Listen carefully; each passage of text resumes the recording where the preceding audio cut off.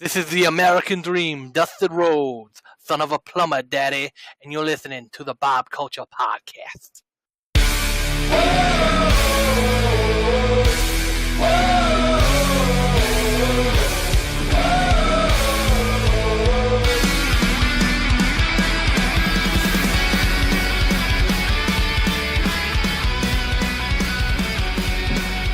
All right, everybody, welcome to episode 45, special Money in the Bank edition of the Bob Culture Podcast. I have a huge panel here. We are ready to go, and right now you are listening to music by It Lives, It Breathes, covering the Becky Lynch theme, Celtic Invasion. These guys are awesome. Check them out on iTunes and Spotify. They got some great original songs, and they also have an awesome WWE playlist. And these guys were very gracious in letting me use their song. So really awesome. Good stuff. You guys ready to go? Yeah. Yeah. Good. All right, awesome. Well, let me Yeah, all right, awesome. Let's introduce the panel. Of course, we have the human wrestling encyclopedia, Mr. Michael Vacchiano. Mike, how are you, bro? I'm doing great, man. Thanks again for having me. Dude, you got perfect attendance on these. And I need you to give me two. Here's an easy one. Here's a softball for you. 2 Money in the Bank winners that did not win the title. That would be Damian Sandow, and that would also be John Cena. All right, ding, ding, ding. That was a softball, but there you go. We're just getting warmed up. Of course, we have the Anti-Smark, of course, and wrestling aficionado, Mr. Matt Widdis. Matt, welcome to your debut on the podcast. How are you, bro? Hey, yo, living the dream. Living the dream. Ready to talk some wrestling? All the time.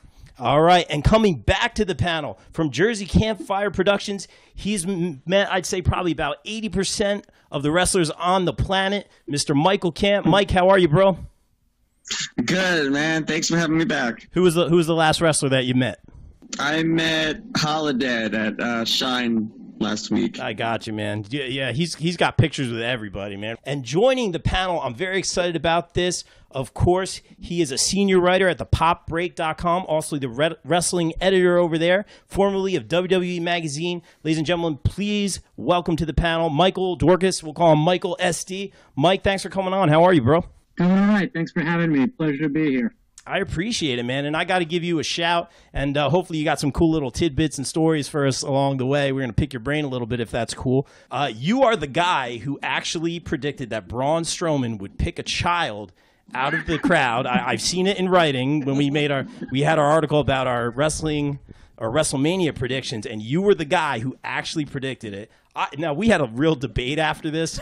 I was cracking up at the Twitter, the Twitter responses to the event. I thought it was brilliant. I thought it was great. What was your reaction to that? We'll call you MSD. What was your reaction to that, bro? I mean, it was a genius move because what else could they possibly have thrown in there to just completely throw everybody off? I mean, there were people saying that, oh, yeah, he was going to grab Elias and tag team with him, which I thought was garbage because there's no rhyme or reason for that. They were on a track to, do the comedy angle with Strowman a bit to kind of he was doing so many oddball things. And there's nothing that could top picking a random audience member, but having a child, just a child standing in the corner, just picturing that it's like that's what they had to go with. I believe me, I was shocked that I was even right on that. Yeah, hey, you're the guy, and I absolutely loved it. There were some mixed feelings in the room about that, but I'll say this: anything can happen in the WWE. And so our panel's been on point pretty much this year, as I like to say, this wrestling year with the big pay-per-views. Survivor Series, we crushed it. Royal Rumble, Mike had a perfect predictions, perfect card, so did Chris Nunez, the Undertaker of our podcast. But then WrestleMania came around, and I feel like we really got swerved on a lot of these matches, maybe for the sake of being swerved. I thought some things were locks that didn't happen. So we're a little bit swerved on our WrestleMania panel. So let's see. We got a nice, experienced panel here ready to go.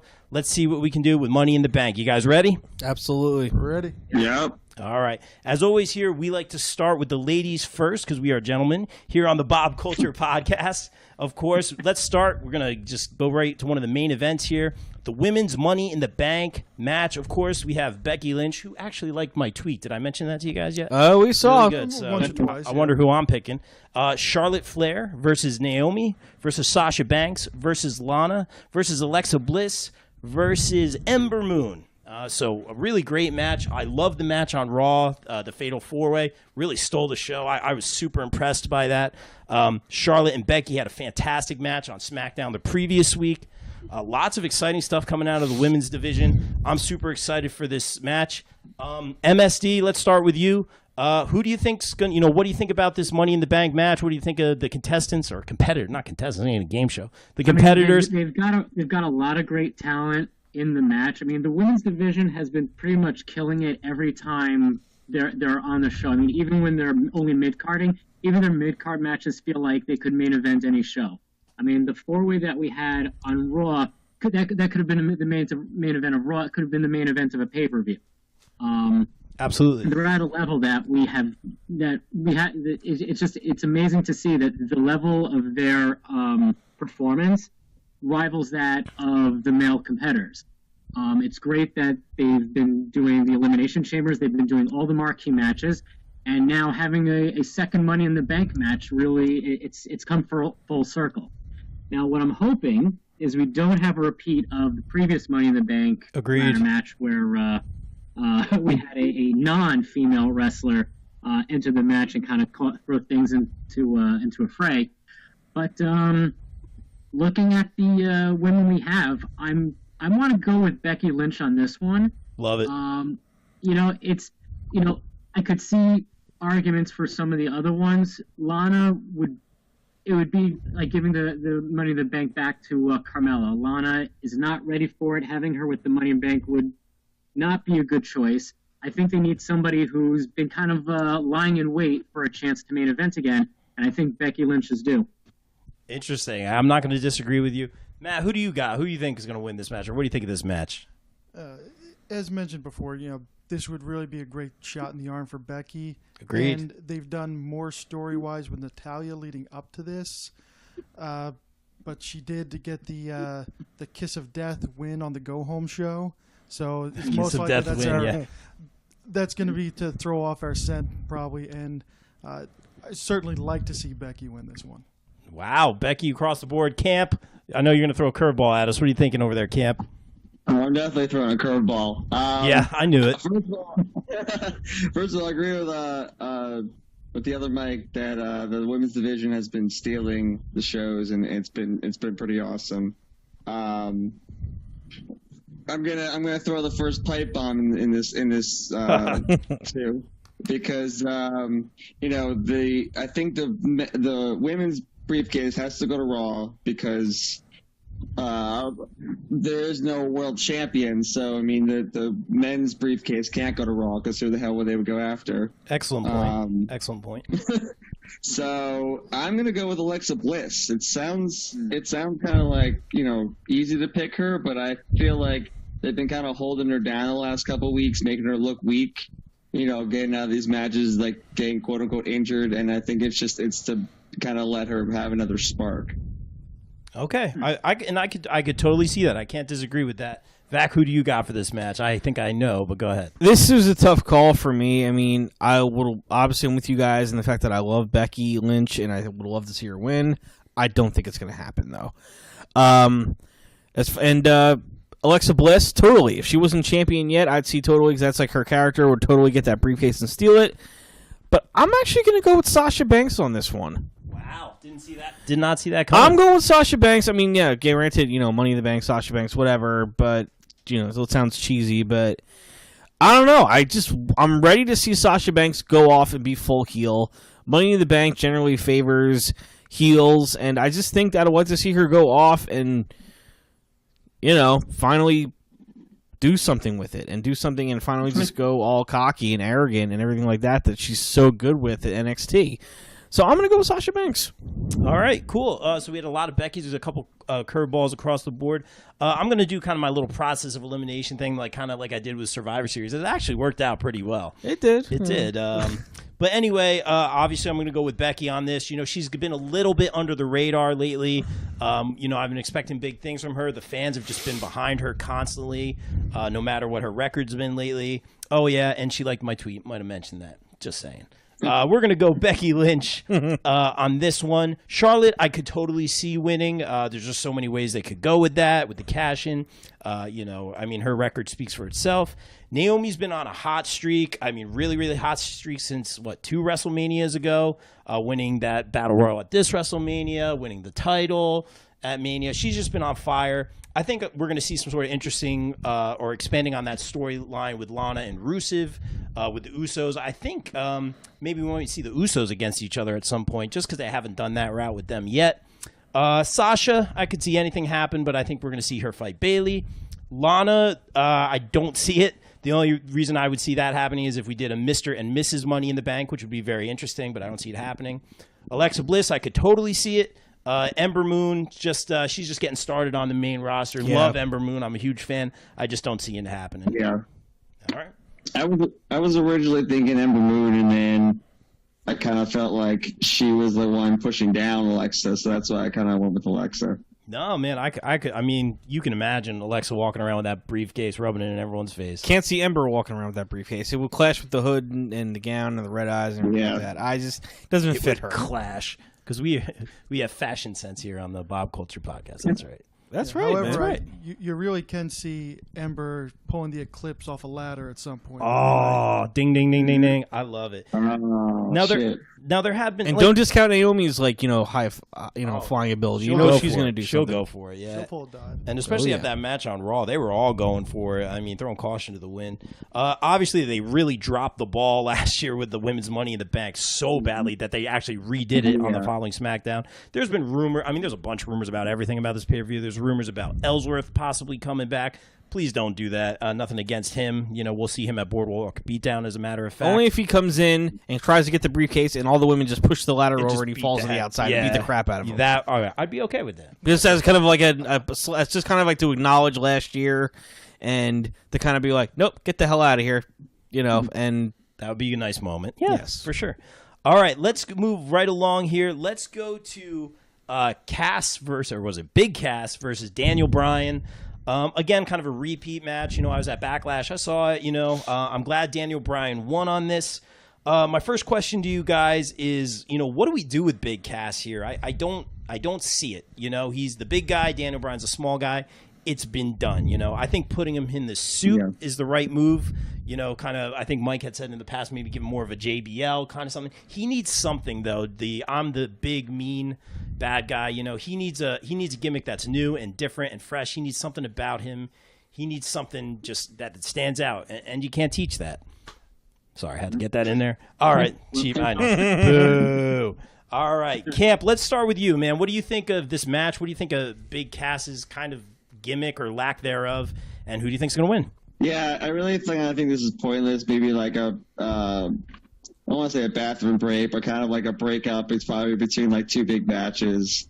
Seeing it again is kind of, for me, it's like pointless. I just think it's more of Daniel Bryan's benefit, kind of getting his like feet wet without really throwing him into something. But yeah, they really need to change up Big Cass's character. I would almost want to see him like go face and kind of do something more goofy, just to kind of like throw a wrench and everything. I definitely see Daniel Bryan taking it again. I don't see Big Cass like maybe this will kind of like be able to change his character because maybe kind of wake him up. Dude, I 100% agree with everything you said, and I'm just going to keep it short and sweet. I'll definitely pick Daniel Bryan to make Cass tap out again. MSD over there, what do you think about this match? Like Camp's saying, it's a little sad that a match featuring Daniel Bryan could potentially be the bathroom break match. This is the guy who, with the yes movement, and everyone's been behind him. Everyone tunes in to see him. To see him in a match that is where everyone's going to go run to the concession stand or take their 10-minute bathroom break. That says a lot about the match in itself. And it's not a knock on Daniel Bryan, but it's just there's no interest here. Big Cass, great. He's the big guy. There's Big Cass, Big Show, Big Daddy Cool. That's all his gimmick is. They're just throwing the name Big in front of him. But well like said. I'm saying, like maybe if he had a better gimmick or something to show a character. If he goes the comedy route, maybe it'll give him a new lease, or I mean, Vince will never make him future endeavor that soon. They'll probably give him maybe a run for another year, and if he fizzles out, he fizzles out. But in terms of the match, I mean, I'll just say it'll go to Daniel Bryan, and this one probably will be a count or a DQ. They've already done Daniel Bryan making him tap out, making Cass tap out, that is. And to be honest, even if Cass wins the match, all that will do is prolong a feud that really should have ended already. Yeah, I agree. Really well said. Some great points about all these big characters. We need something fresh here. Matt, what do you got? Touching on what MSD just said, I think that Big Cass is going over on account of, I think they are going to prolong this, whether we want it or not. And yeah, the suit is definitely the right way to go. He can touch on his real life background, private school kid, NYU, owned his own business before he decided to pick up wrestling. And from there, I think this sets up a rubber match, whether they hold on to it for SummerSlam. That would give them more than 2 weeks to set up, a character development, which is a rarity. But I think that's the way they're going. The Anti-Smark. You heard it here first. All right, Vac, what do you got? I'm definitely going with Matt. I think that Big Cass is going to take this. I thought he was going to take it the first time. But, I mean, look, I love Daniel Bryan. I met him. He's such a good, cool guy. And you can just tell the joy on his face. He's so happy to be back in the ring. And even if he never becomes world champion again, he's just thrilled to be in there. He's late 30s now, and he's having good matches. He wants to help put over the younger guys. And I don't know. I just see Cass, taking a couple shots to the head, and of course they document, Daniel Bryan's got concussion issues, and a couple big boots, and he'll be out, and get the crowd to boo him a little bit. I mean, you can't get much more heel heat unless you're beating up on Daniel Bryan, who we know is coming off a lot of major injuries. I mean, I just see Big Cass doing it, and just Big Cass saying yeah, I'm beating up on Daniel Bryan. Yeah, that's it. I'm Big Cass. I'll do that. That's my really bad New York accent. Sorry. And that's what I'm afraid is going to happen. They'll put, kind of try to push Cass and just have that win over Daniel Bryan, but that's all he's going to have. So I don't really see a lot happening there. Plus, I think Cass is just another injury waiting to happen. Just seeing him walk to the ring and stuff like that. He's a big dude. He moves. But when I saw him at Backlash, I even said that. And shortly after, he was hurt, or maybe it was for part of the story or whatever. But I just think he's an injury waiting to happen. And, he's a lot of leg. Even for 7 foot. A lot of leg, yeah. Even for 7 foot, he's a lot of leg. Yeah, that's exactly what I think. It's just when he's walking and stuff like that. Good stuff. He could potentially be the next Kevin Nash. Oh, yeah. True. Yeah. Hey, so Vac has met Daniel Bryan. Camp, have you met? I know you already have, but have you met Daniel Bryan? I bet you did. Yeah, I played a few years ago. Do you just have a room full of pictures with everybody or something like that? At some point I'm going to do that. Right now it's just all online, but when I get my own house, it's going to be definitely some kind of shrine. Nice, yeah, that's awesome, man. And talking about meeting wrestlers and stuff, MSD, you had formerly worked for the company, man. I got to ask you real quick if you don't mind, dude. Sure. What was it like working for the E, man? In my mind, it almost seems really, really fun and exciting, but I feel like it would be ruthless. I just get that vibe or something. What was it like working there, and what was your experience like? I can't lie. It was great to work there. Nice. I worked there. It was about 10 years ago. I was straight out of college, starting back in 2003. Oh. To me, it was the dream job. I started out there as an intern, and to be able to be an intern there, I worked in the marketing department, the corporate communications, community relations, and then moving into publications. That was the dream right there, to be able to write for the magazine and for the website. But you're right. It's also it was a tough job. There's deadlines like anything else. You have to meet the deadlines. You have to meet criteria. And I'm glad to say I learned a lot while I was at WWE. In hindsight, sometimes I think maybe I was a little too young at the time. True. Okay. I hadn't really matured yet when I worked there. I made a lot of rookie mistakes, but it was good to make those mistakes because I learned from it. Wow, really well said. That sounds really cool. Did you get to interact with any of the, I mean, obviously you're working, but did you happen to get, I mean, I know we had seen some things on Facebook. That's a conversation for another day. We'll get into that later. I saw some old photos of me floating around, so that's great. Yeah, man. Did you ever get to interact with any of the talent? I did. I got to interview a lot of them. Actually, I got to interview John Cena when he had just started out. Sure. It's probably a couple months after that famous match he had with Kurt Angle. No way. Some of the highlights, meeting the Big Show, like really nice guy. Mark Henry, also really nice guy to meet. Awesome. I mean, she's not there anymore, but it was actually funny. Linda Miles was with the company when I was working there, and she and I were actually both in the same department at Rutgers. We were both journalism grads. No way, man. That's awesome. So essentially, you're pretty much responsible for making John Cena's career right from the start, man. That was you. Sure. Yeah. I could take credit for him. Why not? That's awesome, man. That's really cool, man. And I'll have to find that interview. I used to get Mike and I used to get the magazine back in the day, man. Or if it's online, we'll check it out, man, for sure. All right, so Absolutely. Yeah, man. So let's talk a little bit of Reigns versus Jinder. I think this is just kind of. No, there it is. There's Camp. Camp, tell us how you really feel. Camp, take it away. What do you think about this one? I literally don't even care at all to even make a pick in this. That is the correct answer. Okay. Yeah. Short and sweet, man. You just don't care.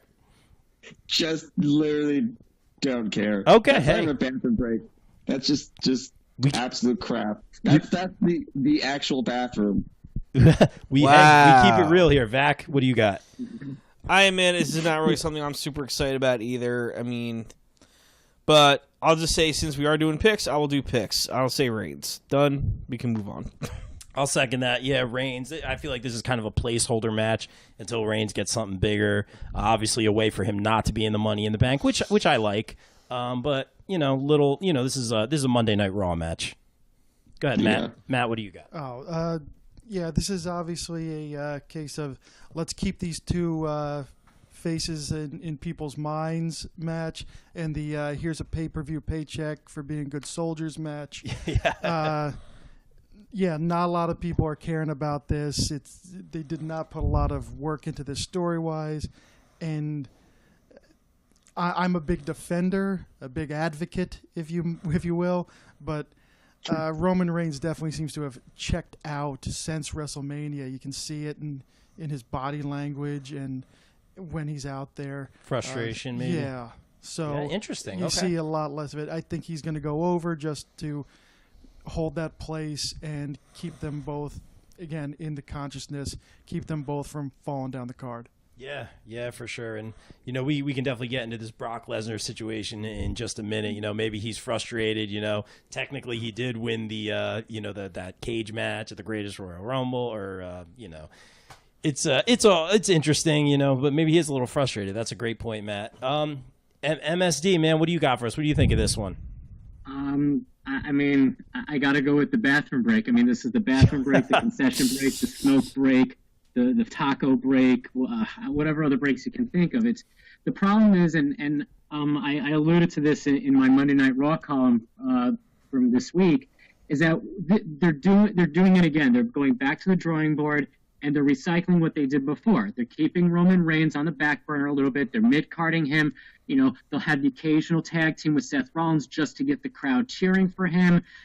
And then suddenly, boom, they'll be back in the main event again. They're hoping that by mid-carding him, oh, good, they're making us fans happy. They're keeping him sidelined.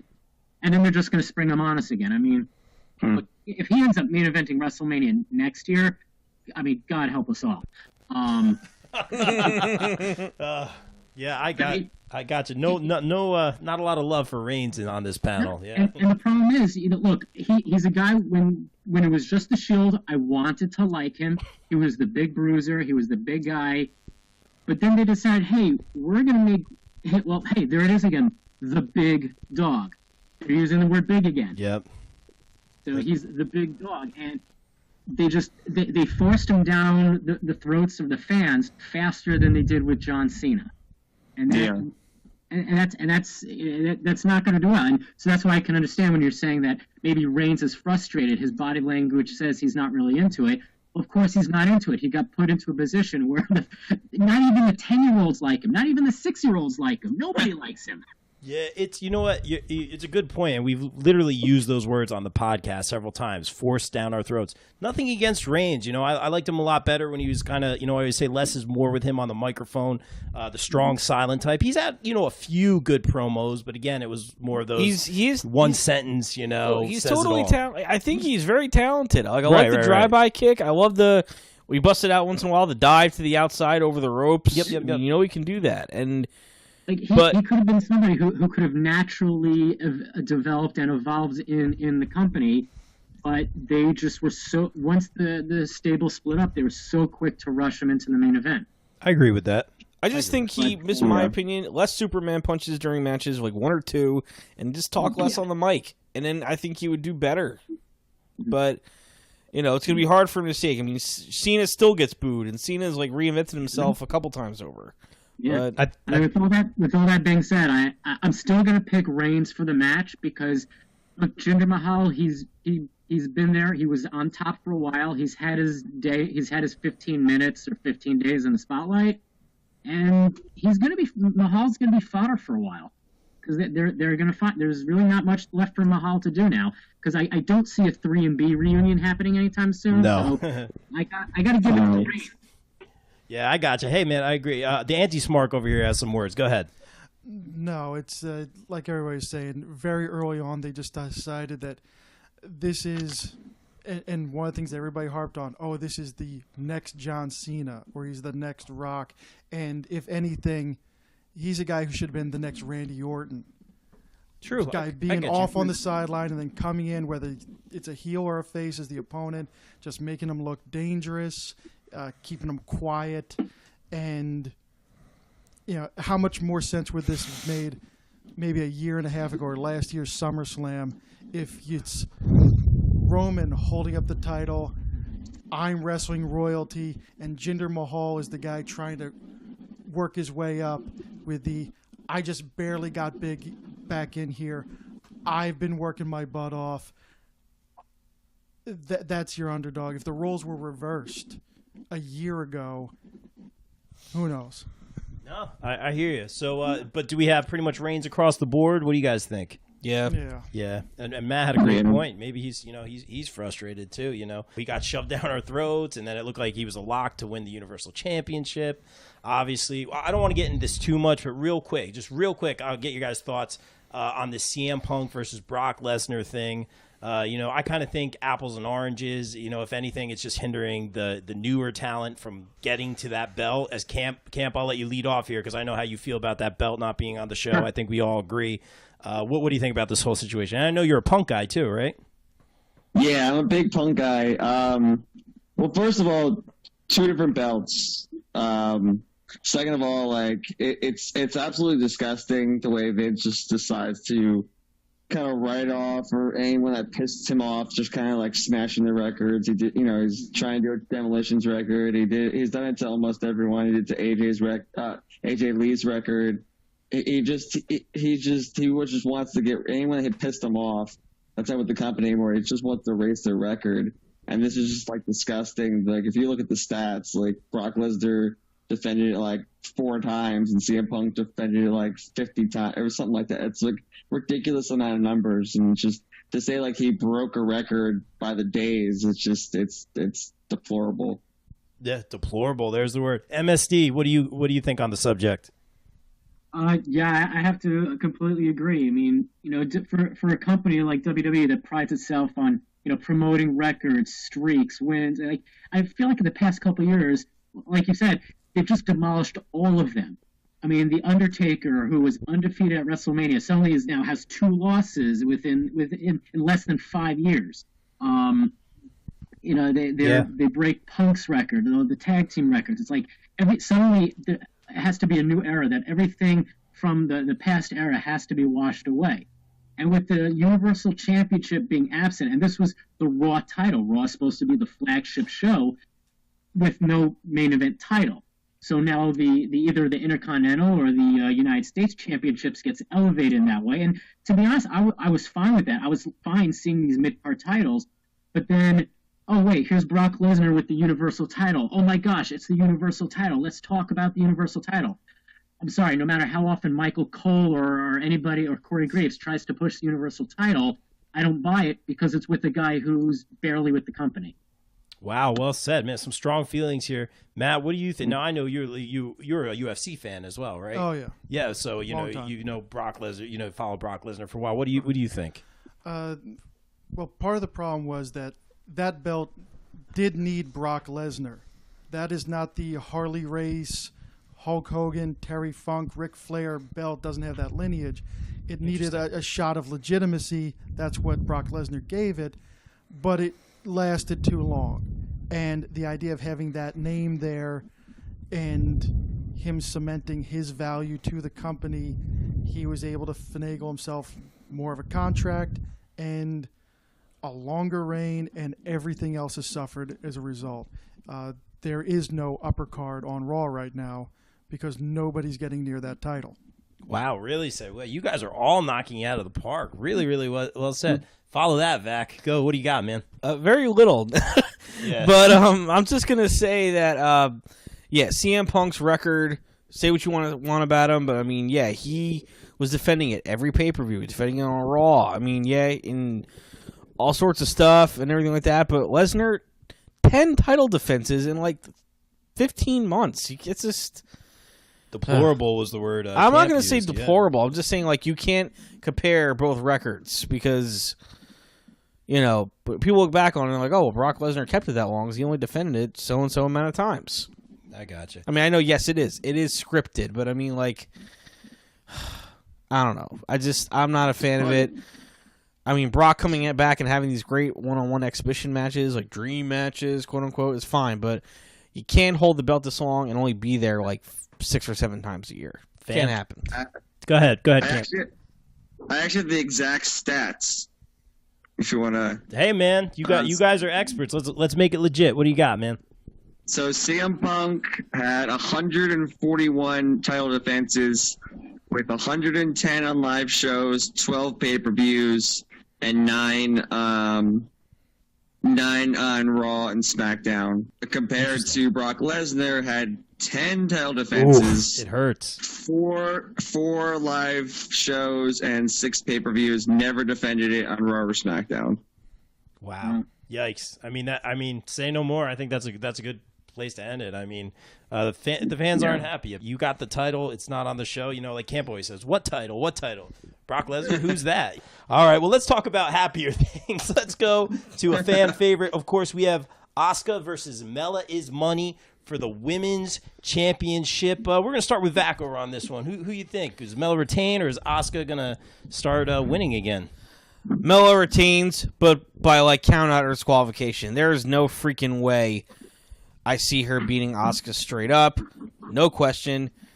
It's perfect with her character that she's going to weasel her way, out of Money in the Bank with her belt. But definitely not going to be the 1, 2, 3. And, of course, she's going to try to keep running away from Asuka as much as possible. And they're going to draw it out. I mean, Asuka could beat her in 2 seconds. We all know this. It was very similar to the Nia Jax, Alexa Bliss thing that was on Raw a couple months ago. But, I'm going to give the win to Asuka by some sort of count out or disqualification, and Carmella keeps the belt. Carmella keeps the belt. And I'll just build off what you said, Mike. I completely 100% agree. She's sorry. That's good. I'm just saying Asuka will be women's champion. It didn't happen when she beat Charlotte. I mean, because it helped Charlotte on WrestleMania. But Asuka is just going to chase it more, and it's going to be so much more worth it for her fans and for her when she finally gets it. I agree with what you're saying. Carmella one way, by hook or crook, by DQ, whatever. He's going to retain the title. And quite frankly, 2 things. Carmella is owning it. She's doing great, unlike Big Cass. I hate to make the comparison there. But, it's the truth. Carmella is money, ladies and gentlemen. Carmella is crushing it. She's FABULOUS. As far as I'm concerned, is doing a good job as the heel Is that champion. how you spell it? I didn't know. Yeah. Yeah. All right. Nice. I'm not going to sing, though. No one wants to hear that. But she's crushing it, and I could see her have a little bit of a run here. Is doing a good job with it. Asuka, I'm obviously a big fan, but lately they've been showing us that Asuka can lose. It's not about that streak anymore. Matt, what do you got? Give me the bronze medal. Fact to win, Rob to place, and I'm going to show. I'm exact same thing. Mela goes over. Wow. Mela goes over, and again, it's some shenanigans or tomfoolery or what have you come into play. That way, she doesn't beat Asuka straight up, but they keep that title on the money that's in her mouth. Wow. There you go. Wow, really good stuff. You guys are crushing it. MSD, what do you think about this match? I have to agree that Carmella will walk out with the championship. This is not the match for Asuka to win the title. When Asuka wins the title, it has to be a high-profile match against either Charlotte, Sasha Banks, somebody else who they could put on an immense 5-star match. This is not that match. Asuka will not take the title, and I agree that Asuka will also not lose. As Carmella will probably get herself counted out, DQ'd, or somehow. I mean, Asuka already had the major loss against Charlotte, so that streak is over. But I cannot see her losing to Carmella. I'll take the DQ or count out, but there's no way I'm going to see Carmella pin or make Asuka submit to anything. Good stuff, bro. It looks like we're all on the same page. Do we get another curveball from Michael Camp? Throw the curveball. I definitely see Asuka winning. I almost see I can't remember who we lost to, but Daniel Bryan at WrestleMania. I almost see like a really quick match, kind of Asuka just like really claiming it. I feel like it's the same thing I said about Alexa Bliss. They kind of been kicking her down, kind of been making her lose, say like, oh, she can lose, and I think this is the time where she kind of like snaps back because a lot of people are doubting her. So I see it like being a potentially like quick match. And yeah, Carmella has money, and it's been great with the whole, she's been doing fantastic with it, but I think Asuka's going to take it, and like I said, I wouldn't be surprised if it was like a really quick match. All right, interesting. So pretty much the same answer across the board. Of course, we got the curveball from Camp, but for the most part, we're on the same page. We'll have to see what happens. Real quick, guys, let's talk about, now I think Mike said this was the pre-show match, but let's talk a little bit about the club. Luke Gallows and Anderson versus the Bludgeon Brothers. I almost said the Basham Brothers, and MSD, I'll let you start because I know you see things get recycled from time to time, man. I don't really know where to go on this. I'll have to think about it, but MSD, what do you think about this matchup? Who's walking out with the titles? Yeah, they made a big deal about Harper and Rowan getting back together as the Bludgeon Brothers, and the idea is that they were supposed to be intimidating, wrecking everybody, but I don't know. I feel the novelty wore off very quickly, and for the Good Brothers, Gallows and Anderson, I just don't see it for them.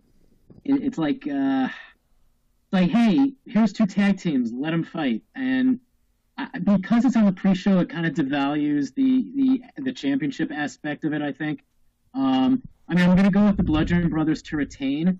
It just there's nothing that would make sense about Gallows and Anderson winning the titles at this point. And to be honest, I really don't know where Gallows and Anderson are going to go after this. It just seems like they're being used as very short fodder for other teams.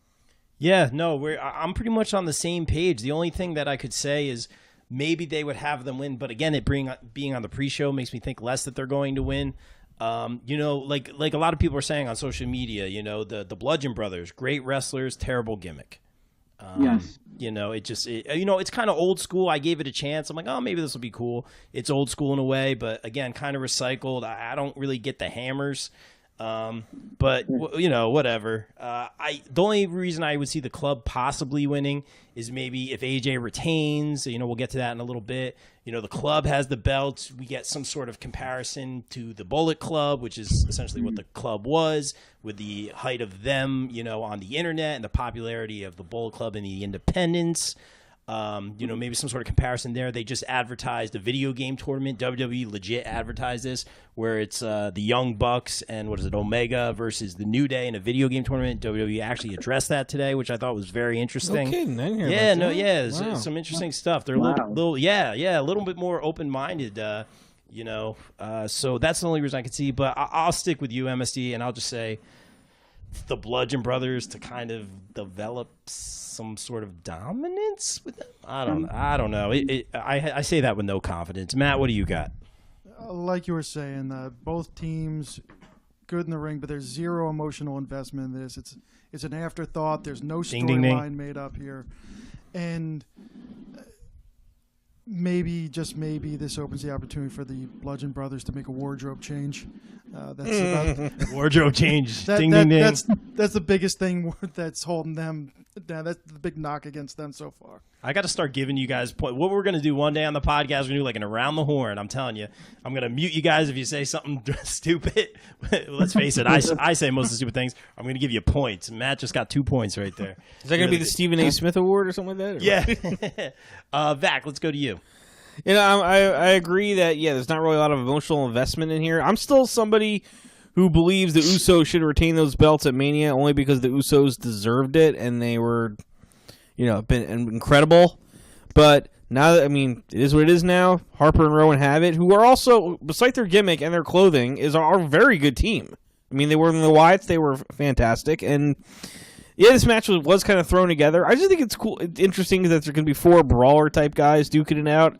So in terms of wrestling, yeah. Yes, as far as the wrestling opinion, probably for about 10 minutes, these guys are just going to beat the hell out of each other. It's not going to be a lot of flash or Yeah, it could be a good car crash match. Yeah, it's going to be very just hard hitting and bruiser type match. But I see Harper. I see Harper and Rowan just getting it. Yeah, I got you. Yeah, and it's a little confusing, the tag division there. Like I had said earlier, I think the Usos are going to go Splitsville. I just have a feeling with kind of I hope you're wrong. Jimmy and they've just it's been the same thing for a while. Oh, of course, that big gimmick change, but I just kind of see. I feel like Naomi will be a factor lately. Was it Jimmy and Naomi have been teaming?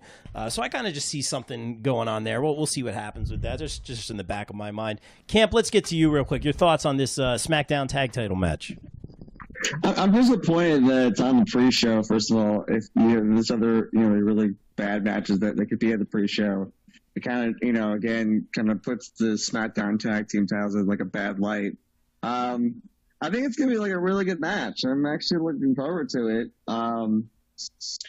But I definitely see the Bludgeon Brothers winning, but maybe not completely dominating. Just kind of sneaking out to maybe having another match with these But I don't see a title change, and I'm just kind of disappointed that they are downplaying because I think it is going to be a really good match. Cool. Hey, maybe it'll steal the show. Well, the pre-show. So there you go. Hey, real quick, you guys know what title isn't being defended, and I'm not talking about the cruiserweight. Universal Championship? Obviously the that's true. Actually, there's a lot now that you mentioned. I was going to go the U.S. champion, one of my personal favorites, Jeff Hardy, but you guys are right. No Universal title, no Cruiserweight title, and no Raw tag team titles. We can certainly talk about the B team in just a minute, but real quick, Jeff Hardy's been on a bit of a losing streak. I was hoping he would make his way into that ladder match, but every person I saw him pretty much face, I was like, I don't know, if they're going to put Jeff Hardy over on this one. Glad he's the champ. I haven't seen Orton. I don't know if he's injured. You guys probably know better than I. Any idea what they're doing with the U.S. champion? Am I the only one interested? Yeah, I'm going to I know a lot of people like Jeff Hardy, but I think the U.S. title needs to go back to when John Cena had it or when AJ Styles had it and having the U.S. Open Challenge every single week. So I almost want to say, I know he just came up, but put it on someone like Sen and have it build up a character. Sion Almas. Okay. I had no idea what you were saying. Yeah, I'm sorry, bro. Go ahead. Yeah, I'm with you. Yeah, I say, put on someone like him and, just let him do the open challenge and kind of build up his, build up talent rather than having on a veteran. I feel like U.S. title is kind of a good, rookie title for someone to have and kind of build themselves up. That'd be a nice match there. Good idea. Real quick, we're not talking necessarily about the pay-per-view. Camp was nice enough to point out earlier that the B team, although they are number one contenders versus the leader of worlds. The leader of worlds. Thank you. Yes, thank you. That could be a really cool match. It is not on the card, as Camp had pointed out to us before the show. Thank you for that. Real quick, I think it's very interesting. Vac, I have to give you props because over a year ago, when a year and a half ago, I guess, before the Hardys came back, you had said that would be cool if they had teamed with the Broken Hardys at the point with Bray Wyatt, and you had a whole bunch of theories about the Twisted Hardys, and you pretty much got your wish. You got Bray, you got Woken Matt Hardy, so you called that. I'll give you credit for that one. Real quick, yeah, man, really well done. But real quick, I would just say whenever that match goes down, I guess it's not happening, although they might add some last-minute stuff. I think B Team, they're fun. They're going to ride this momentum, but I think Galloway and Ziggler are going to check in and just kind of, whenever this match goes down, just kind of wreck it, and it'll go from there. McIntyre, by the way, McIntyre. What did I say? You said Galloway. That was he was formerly Drew Galloway. Yeah, before. I got you. MSD. Any thoughts on the B team? Yeah, actually, the what you say makes a perfectly good setup because their whole gimmick is to get rid of all the bad gimmicks, the rejects. So having them crash the B team's title match would make perfect sense. But cool. Yeah, I mean, B team will ride this. They'll get their title match, but I mean, unless they're given the tag titles, I don't see this lasting much longer for them. Yeah, it's fun though, and the shirts are freaking hilarious. People were actually making their own shirts. Anyone else on the B team? Anyone else want to weigh in? Not really. Not really. Camp? Yeah, I like it. I would like to give them the tag team titles, but I don't see it happening because those two are very talented and they kind of been held down until the Miz Siraj, and now is the B team. I feel like they're actually being used correctly, so I hope it sticks around for a little while. I almost see I think you're right. I think there'd be interference. They're not gonna lose clean when they do eventually get the tag team title shot. But I would like to see them with the belts. I think that'd be fun. Very, very cool. Matt, any thoughts on the B team? Yeah, like I said, they're getting their moment in the sun here, and I think you came up with the perfect scenario with Ziggler and McIntyre, because if you look at this feud they're trying to create between Wyatt and Hardy versus the B team, who's the heel?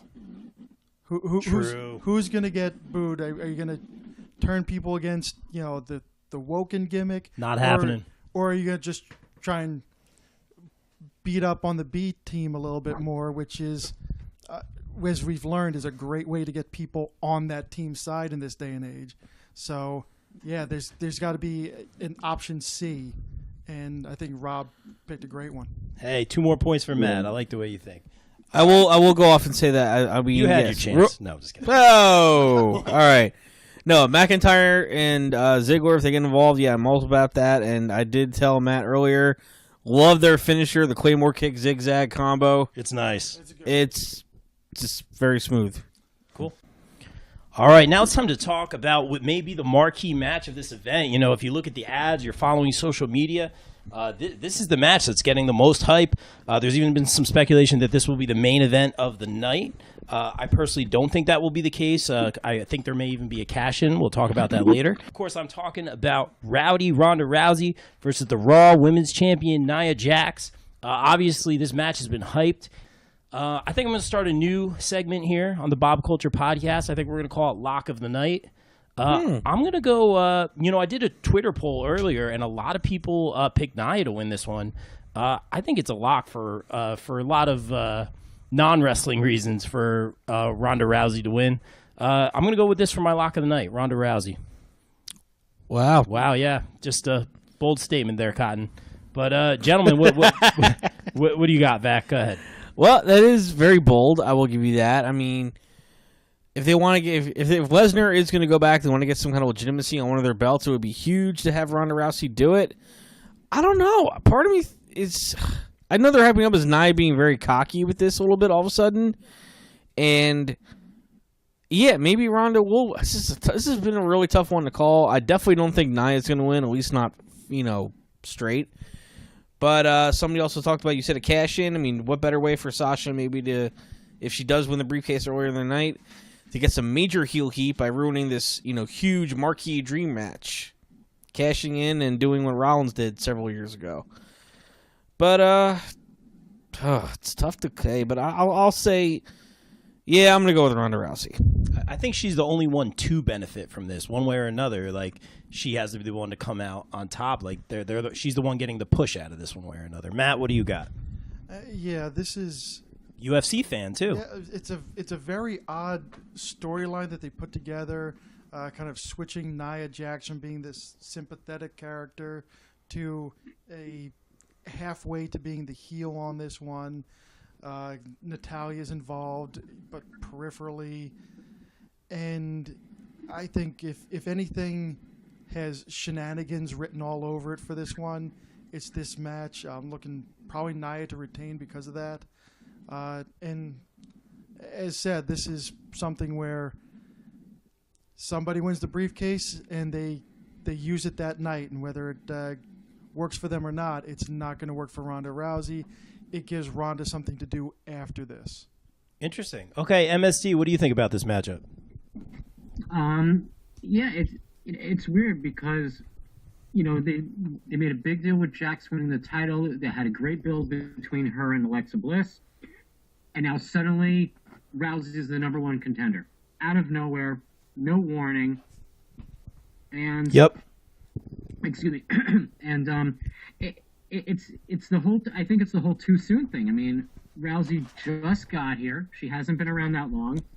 And for WWE to give her the title now, it's rushed. It will definitely hurt Nia Jax. And I'm also afraid of once Rousey has the title, is that a Brock Lesnar situation where now who can challenge her for it? Who's going to be able to be tough enough to beat Ronda Rousey? But that being said, I mean, they're pushing this hard for Rousey to win. They're touting the fact that she's now being inducted into UFC Hall of Fame. This is a big deal, and my fear is that it's going to go to Rousey. Yeah, it seems that way. I mean, the match came out of nowhere, like you had said. They did that friendly challenge on the red carpet. Sure enough, you have that episode of Raw where Nia is beating up the indie wrestler and showing how she could escape the arm lock, which I thought was actually pretty interesting. I thought that was kind of cool. Nia kind of did the overcoming, being bullied kind of storyline. Nia had her WrestleMania moment. I'm sorry to interrupt. Yeah, that's why it is. That's why they figure, she won the title of Mania. She had her big fight. Now it's time for our biggest signee in, maybe a decade. Now we're going to have her be the face of the women's division. And yes, with the UFC Hall of Fame and everything like that. Yeah. And you know what? I wouldn't be super disappointed if, if Nia went to being a heel. It kind of worked for her. I mean, I guess she had been a heel previously, but I kind of like that whole thing where she was kind of, had the microphone and fighting the indie wrestler and being a little bit more aggressive with Ronda, to the point where she's kind of a tweener, I would say more so right now than a face, which she was at Mania and immediately after Mania. So I'm cool with that. And especially Nia being more of a tweener / heel gives me more reason to believe Ronda will win. But let's see what Michael Camp has to say. Do we get another curveball? This is very interesting. I think it can go multiple ways. I was thinking, I know I didn't pick her because we did the women's Money in the Bank earlier, but I was thinking something like Ronda would win and Natalya would win the women's the briefcase and then cash it right in and then kind of be like a backstabbing type of order. They could just make a complete swerve and have Nia win. I've been really torn on this, but it seems like the fact that Ronda's going into the Hall of Fame, it might have been why they decided to rush it.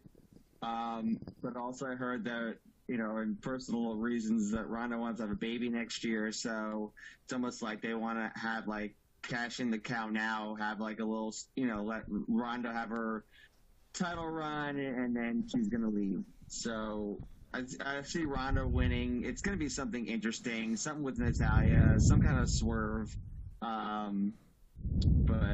Yeah, I don't think it's gonna be the main event, but it's definitely gonna be something like really interesting, kind of swerve that you're gonna kind of go, what the fuck. Interesting. So, do you think Ronda's going to walk out with the title?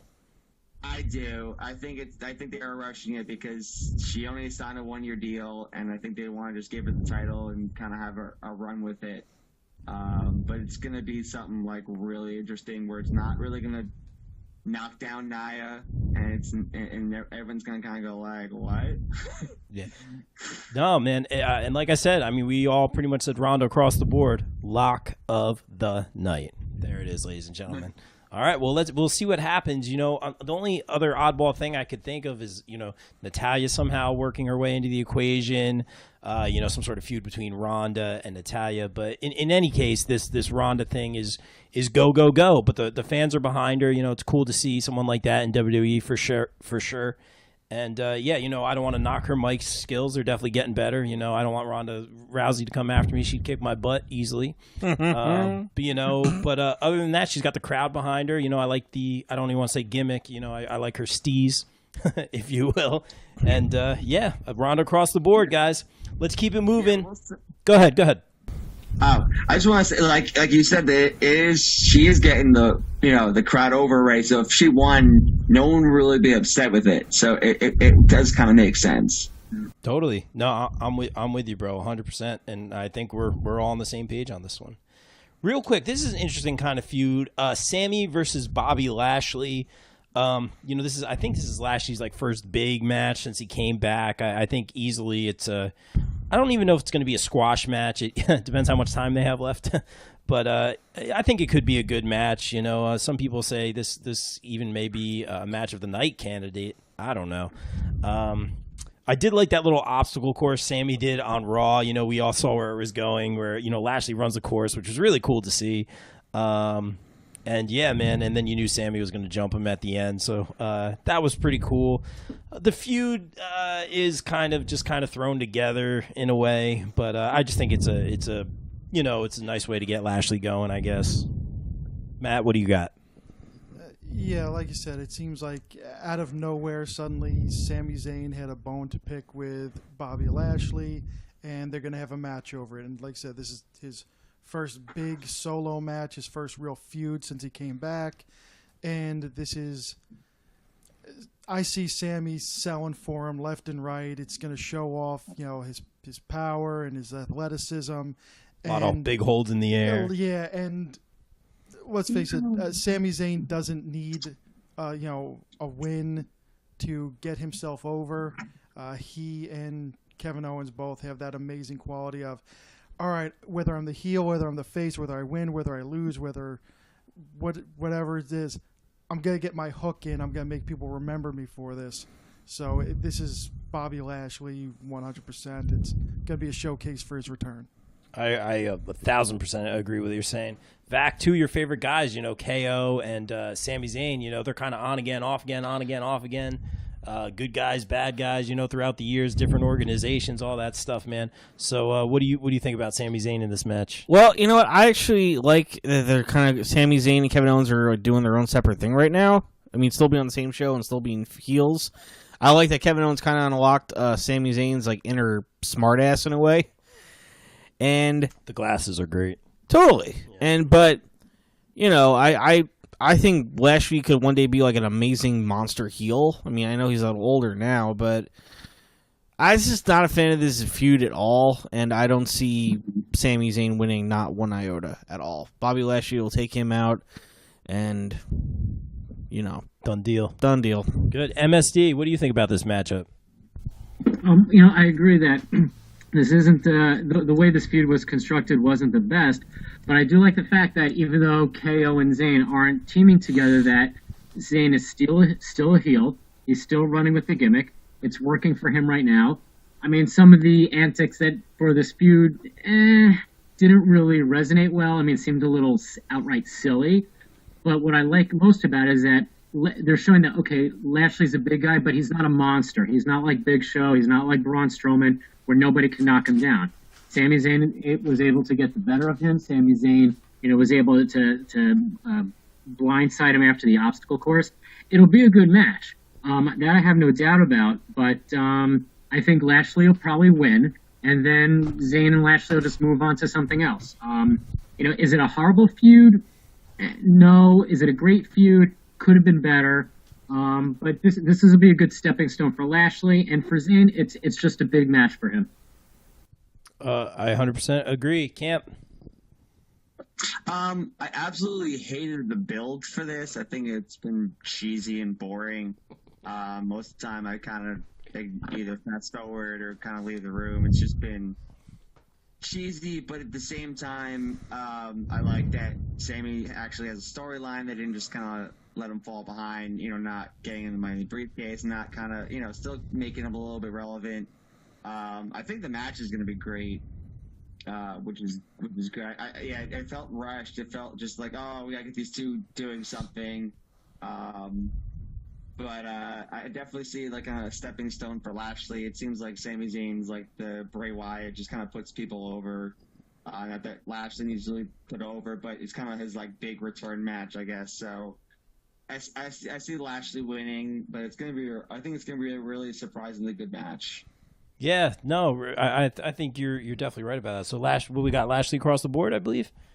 Pretty good, guys. All right, I like it when the panel's on the same page. We look at everything from all the angles over here, and yeah, you guys are keeping it real. I love it. Really, really great. Let's talk about this one. I think there might be a title change here. Seth Rollins, who let's face it, man, the guy's picking up titles left and right. Him, Ambrose, Reigns, they're always getting the titles. We love those guys except for Reigns. We talked about that already. But can't wait for Ambrose to come back. I didn't even think about that. I don't know if there's an Ambrose angle here. But we got, I almost said Seth Meyers. Wow, it's late.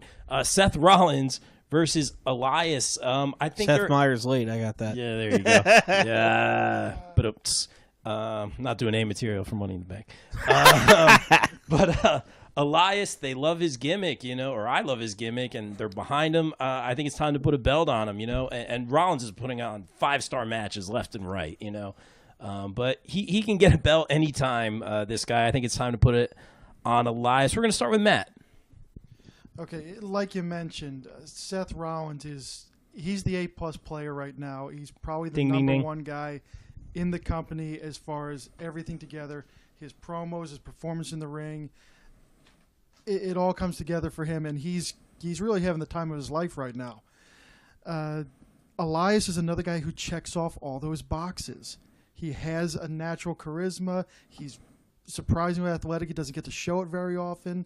Looks the part. And the only thing is, so far in this, they've had, about 3 weeks to build up. That's the downfall of having 14 pay-per-views a year, is that you don't have a lot of build from one to the next. Sure. I think we're going to see if Seth Rollins, I'm picking him to retain. If he doesn't, I think we see him going after the big one in SummerSlam. This is something that can elevate both of them. It frees him up to go after the Universal title, and it brings Elias up, gets him that IC title, and cements him at the top of the mid-card. So you're thinking Rollins, Lesnar at SummerSlam? Yes. Interesting. Camp, go ahead. Yeah, I'm almost pretty much going to echo that. Elias, like everyone said, kind of checks off all the boxes. It's kind of time to give him a belt, and then it kind of gives Rollins a chance to kind of move on. So I think it's going to be like a one and done. They're going to kind of forget about it, just jump off everything, and Rollins will just kind of move on, and Elias will have a title. Yeah, all right, interesting. MSD, what do you think about this one? Yeah, I mean, I have to agree with what's been said so far. It's time to walk with Elias. It's time for Elias to get the championship. He's been due for a while. And, I mean, listen, he's a guy. He cuts a promo. He gets cheered and booed within the same sentence. It's his time for a title. This is the time to do it. Seth Rollins, I'm sure, has no issue putting him over and dropping the belt to him. And Rollins is a guy, he could win titles anytime, and he doesn't even need the title. The guy can put on a 5-star match as a champion, chasing a championship. He's the go-to guy for WWE right now. So Rollins losing the belt to Elias won't hurt him at all, and Elias would get a big push from finally getting a singles run. Well said. I 100% agree with everything you said. I think we're coming from the same place here. I see Vac getting eager over here. I know you like both these guys. What do you think? I don't have much to add that you guys haven't already said. I mean, Rollins has been the MVP so far of 2018, no question, with WWE. He's had fantastic matches all around. I mean, him and Miz and Balor Mania was incredible. I mean, him and Miz one-on-one was the only thing that saved Backlash from being a total bomb. The only problem is those were the opening matches. I mean, imagine how great it's going to be to see Rollins back into a main event. And if Universal Championship comes back soon, or Lesnar comes back soon, whatever, and if you fight, and I like what Matt said about him going on to face Lesnar in Mania, hope it'd be nice to see him win, because he deserves back, he's even better than he was when he was corporate, like, world champion. And he's just firing on all cylinders with everything right now. And whether he wins it and has a great match with Elias and holds on to it, that's great. And if Elias wins, great for Elias too. It's just, there's a lot of good things that could come out of it. I mean, Rollins, if he loses, goes on to the main event. Or he keeps defending the IC title every single week. It's just, there's no end to the possibilities. And it's all good stuff. Definitely. And I think it'd probably be a solid match. So, it should be a good one. All right. Oh, and would Elias be the first IC champ since Double J with a guitar? I don't know. That may much. In fact, maybe there will even be a guitar in this match in some point. If he calls him Slapnuts, that's going to be epic. Any word on Ambrose coming back? By the way, anybody? It's I keep hearing soon. Good. I think he's ready. I think they're just waiting for the right moment for him to come in. So who knows? Hey man, I love that Dean Ambrose. So it should be great. I'd say after Sounds SummerSlam. Sounds like he's chambered up. They're just adjusting their sights right now. Yeah. When they want to pull the trigger on him. Ready to go. Yeah, man. Yeah, we'll see. All right, guys. I think we covered, most of the card. I believe it is time to talk about the men's Money in the Bank match. I'm just going to start out by saying great matchup. I think for the most part, nearly all of these guys, it could work with most of these guys. I'd say 80-90%. So of course we have Finn Balor, we have Rusev, we have wow, I can't even read my own handwriting. We have KO, we have Rude, we have Samoa Joe, we have Miz, one member of the New Day, and of course sorry, there it is. Who I can't read my own hair. Who am I forgetting here? Is that everybody? I think so. Yeah, Strowman, Balor, Miz, Rusev, Rude. Member of the New Day, right? KO, Okay, Samoa cool. Joe, New Day. That was a little bumpy there. Sorry about that, guys. All right. So, like I was saying, like anyone, I've been saying for years, KO would be perfect for that briefcase. I don't know if now is the time. Finn's just kind of been, what's the expression? Lying in wait, just kind of waiting for something to happen with him. Braun's been killing it. I'm totally on board with Braun. We've talked about this a million times. He is, everything he does is gold, man. And that's not the typical type of wrestler I like either. Rusev's over with the crowd again. We talked about that Mr. and Mrs. Money in the Bank if they went that route. Samoa Joe, I'll talk about him in a little bit. I have a big theory here. The Miz, Bodkin was on last time, and he says it's time for Miz to get that main event picture. A lot of people are picking him to win. I'll go against the Miz only because he's done it before. He's done the exact cash in. He won it. I don't see anyone from the New Day doing it, and I see Mike raising his hand over here. So, Mike, you seem very excited about this. Go ahead. Well, I mentioned a couple weeks ago, and I'm going to say it again. Bobby Roode. That's why I kind of let Bobby Roode out there. You look like you're ready to go. Go ahead. Totally. Look, Kevin Owens, you're right, Rob. I would say like a year or two ago be perfect for this briefcase, but he's been world champ before, and I think him and Sami Zayn have some unfinished business as a tag team. I'd like to see them fight Hardy and Wyatt, maybe maybe at SummerSlam in a couple weeks. I could just see Kevin Owens and Sami Zayn being long running back tag together champs. again. Yes, totally. Yeah. As far as Braun, no.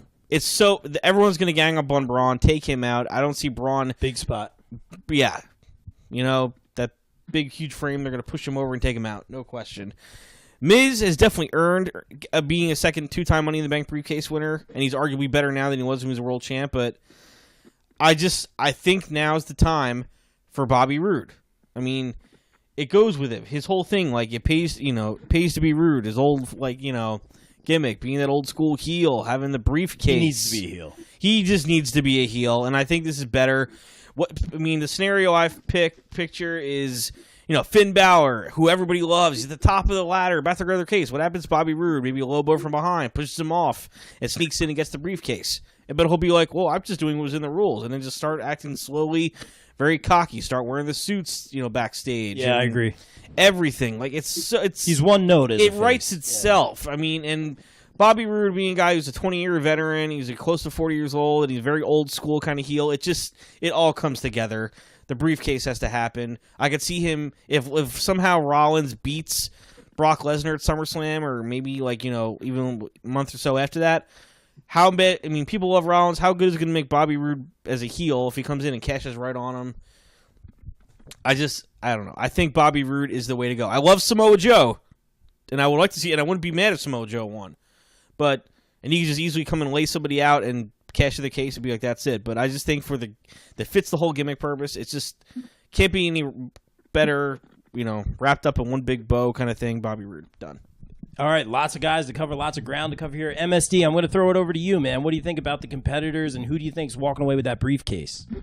I mean, I'll say off the bat, this is a multi-man match, so I'm going to say that Braun Strowman will not win. Multi-man matches is where they can use an excuse to prevent Strowman from winning a match. This is one of them. They can have everybody gang up on him. They could have him laid out through. They could have everybody powerbomb him off the stage.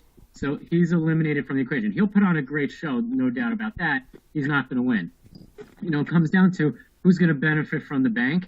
On SmackDown, you'll have the winner of Styles versus Nakamura. Would Rusev, he'll be great in the match. I just don't see it at all. But there's Joe. He wants he wants a title match. Miz wants a title match. There are a lot of guys who could have a great match against either Styles or Nakamura. But then on Raw, if Lesnar still has the title, who can legitimately challenge him? I mean, that's why a lot of people thought that Finn Balor might be a good choice, because he could go up against Lesnar. People would love to see a match like that. I agree. Is Bobby Roode somebody who could go up against Lesnar? I don't see that. Owens might be a guy to go up against Lesnar, but he wouldn't win anyway. It's hard to want to give it to somebody on the Raw roster, knowing that Lesnar may still have the title for a while. But it also could mean they could wait a year before cashing in. They could make their own WrestleMania moment. With all this, I mean, this is probably one of the tougher ones to call. But I'm gonna actually go with Finn Balor on this one. I think that's a pretty good choice. Actually, that's a solid choice. Yeah, again, someone who's just kind of been not on the back burner, but just needs a little jolt. He's been going back and forth. He's had some wins, had some losses. He's been trapped in limbo for a while, and this might be a way for him to get out of that limbo. Very, very interesting, Matt. I'm excited to hear who you think might win this match. This could be a little lengthy here because given a lot of thought. Do it, man. Love it. The argument can be made for every single one of the performers in there. I 100% agree. Are poised to either be elevated into that top tier or to get themselves to a title run. And Vac and I were talking about on the drive over here, if the New Day member is Big E, like it seems to be the favorite by a lot of people's predictions, you're gonna have a Money in the Bank ladder match, 8 guys. 5 of which could be considered bruisers. They're bigger guys. I do like that there's not a lot of quote-unquote spot monkeys or high flyers. I was actually hoping for Kofi, but go ahead, man. Yeah. And, I mean, just the fact that you have Braun Strowman has 200 pounds on Finn Balor, and there's ladders involved. You're going to get plenty of entertainment value out of that at some point. And, Finn Balor is... if we're going that route, it does make a lot of sense. He is a favorite. He's kind of high profile right now. However, if I'm going to play fantasy booker, it goes to The Miz. Okay. And it opens up 2 avenues. Number one, on the Go Home Raw show, we saw 2 4-way matches that were lengthy. People got beat up. Ladders and tables involved.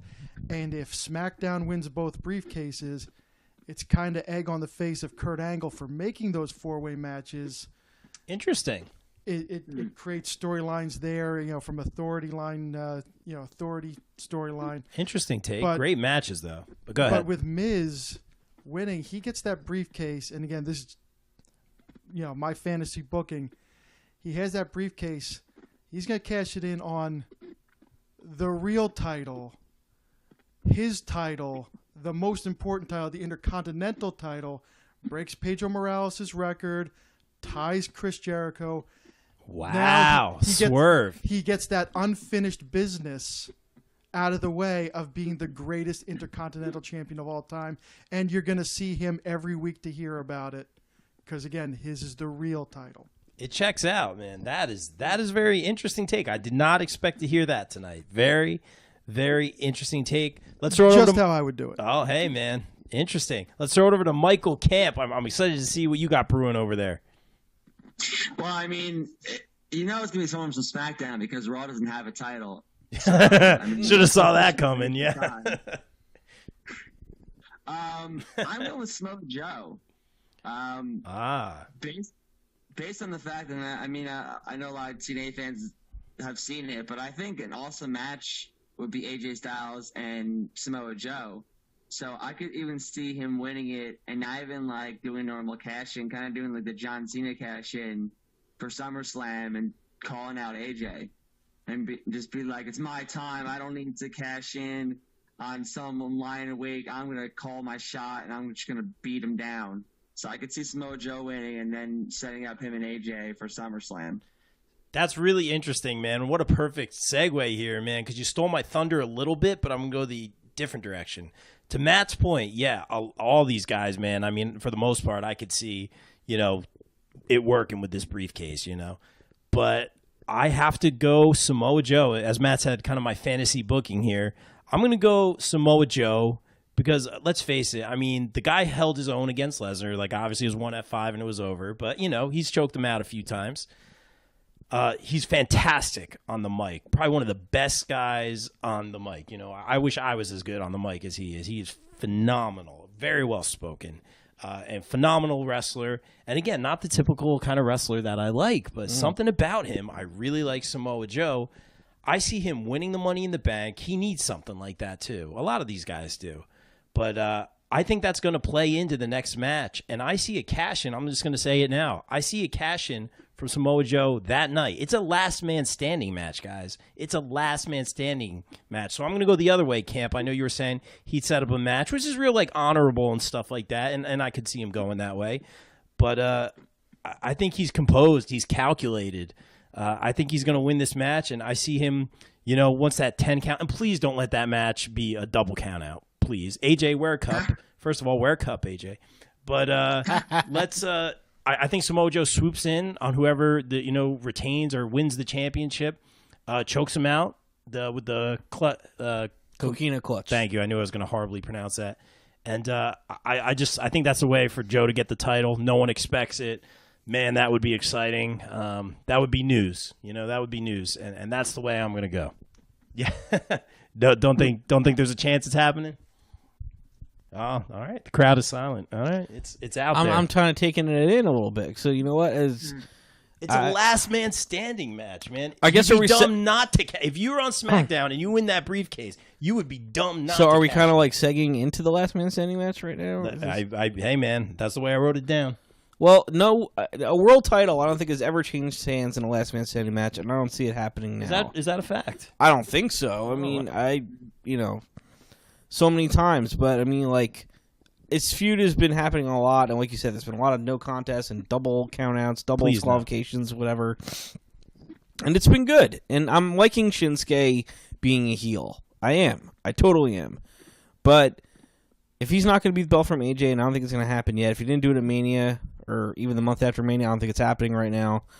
So yeah, if Samoa Joe's going to go on and do it, yeah, sure, and I would love a Samoa Joe versus AJ Styles match.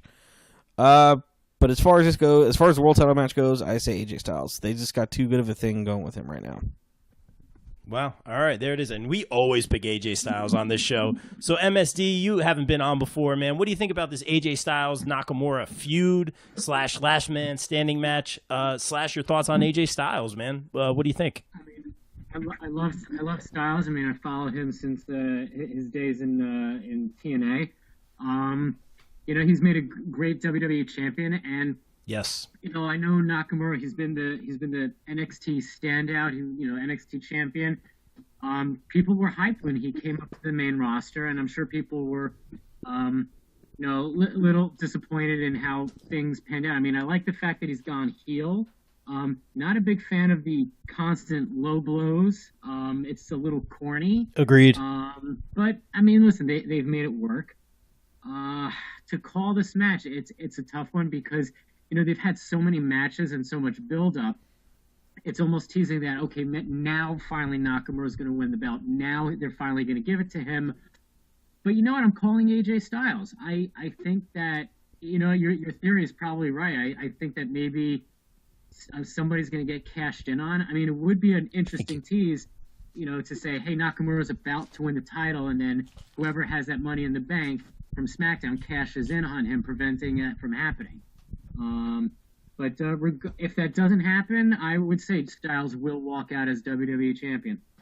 Really well said, man. And I mean, like I said before, if you're a SmackDown guy and you win that briefcase, you're dumb if you don't cash it in after that match, Go ahead, Camp. Take it away. Yeah, I think it's going to be a great match. I think I do think AJ Styles is winning. It's been too much playing up that Nakamura's been doing the 10 count. So I think that AJ Styles is winning. I don't see a cash in though.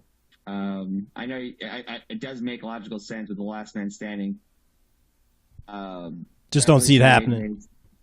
Yeah, I don't see it happening because I mean, it's just the last man standing. So the guy down is obviously the loser, but it's gonna be a big haymaker to knock someone down. So I don't see it being like someone gets up at the last second. I see like AJ just hitting something crazy and keeping Nakamura down.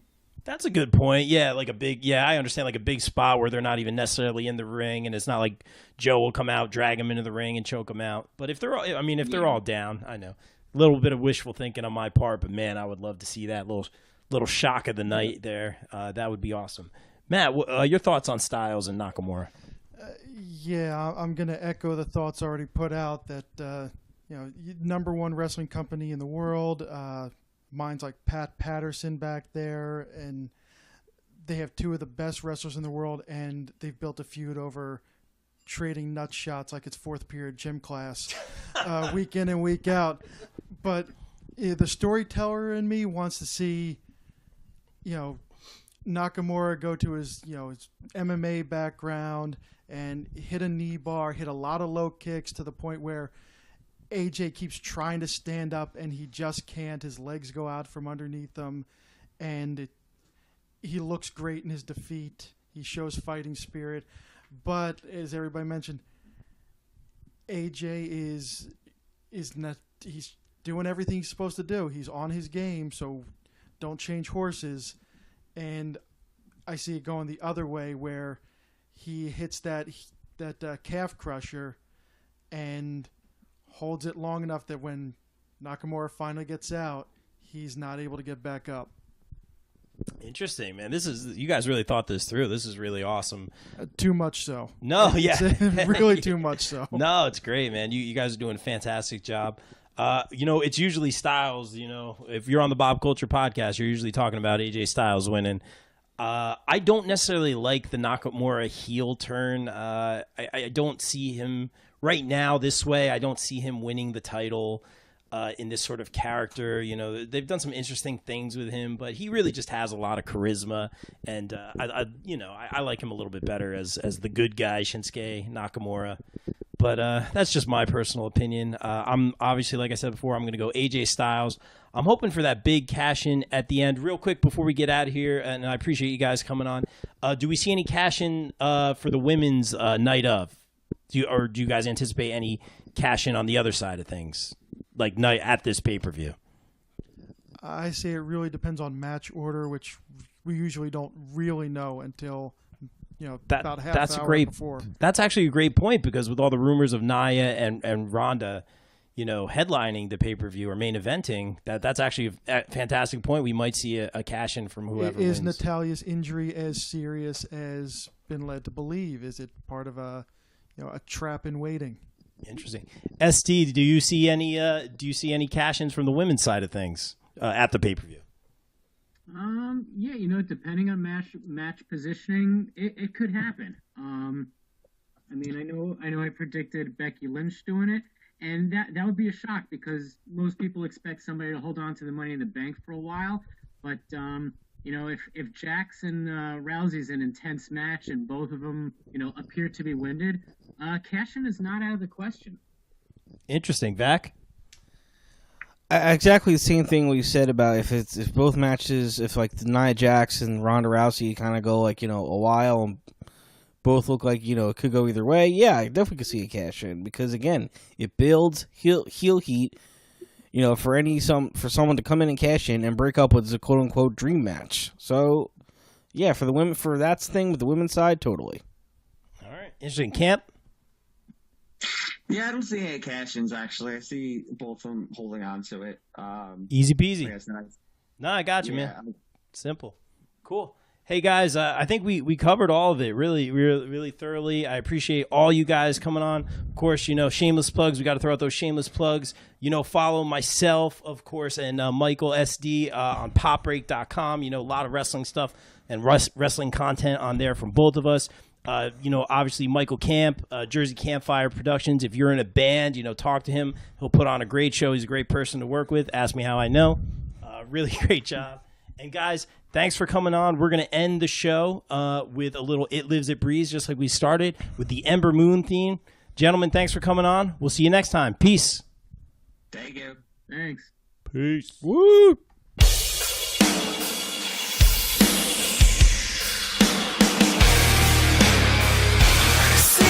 Truth and let the wildfire set you free. Don't you remember one ember sparks a fire, one ember feeds the flames. Now burn, burn, yeah.